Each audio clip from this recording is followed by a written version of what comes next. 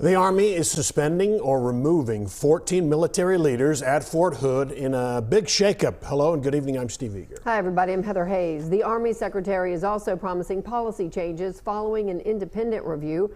The murder of Specialist Vanessa Guillen sparked that review, which also examined more than 20 other soldier deaths connected to the post, deaths within a single year. Fox 4's Dion Anglin has the very latest on the Army's plans. Dion.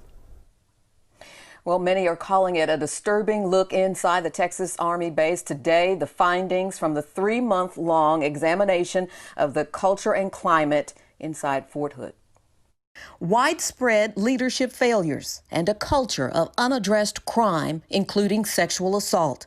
Tuesday's summary of a sweeping independent review of the Fort Hood military post. We conducted 647 individual interviews. We did 80 group interviews, which encompassed over 1,800 soldiers. The probe prompted by the April disappearance of Specialist Vanessa Guillen.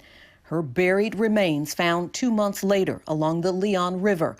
The suspect in her death, Specialist Aaron Robinson, killed himself as police were moving in to arrest him.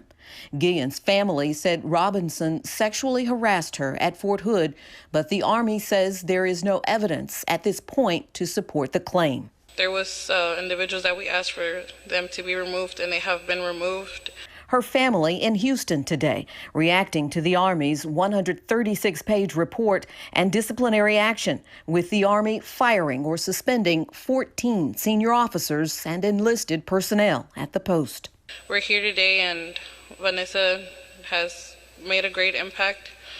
As long as we have, we're going to keep pushing. The Fort Hood Independent Review Committee made over 70 recommendations and 9 key findings. 3 appear specific to the Vanessa Guillen investigation and include a significant underreporting of sexual assaults and sexual harassment, flawed mechanics in adjudication processes involving sexual assault investigations, and no established procedures in place in failure to report situations or missing soldiers in the critical first 24 hours.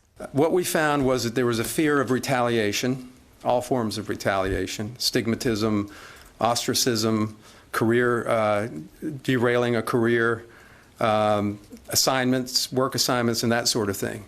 There was a fear and a founded fear that the confidentiality of the reporting process would be compromised. And then other women would say, because of what happened to this soldier, I wouldn't feel comfortable coming forward.